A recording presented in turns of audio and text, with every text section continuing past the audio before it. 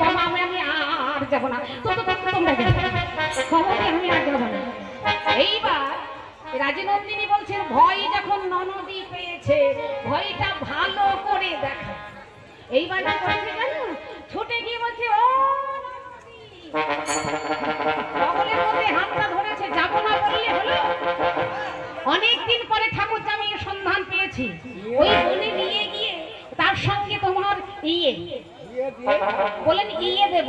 ইয়ে আবার কি রে বাবা, ওটা আবার কি, ইয়েটা আবার কি? বিয়ে মানে বোঝো না, বিয়ে বিয়ে বিয়ে বিয়ে দেবো। আমি আর বিয়ে করবো না, আমি আর কিছু যাই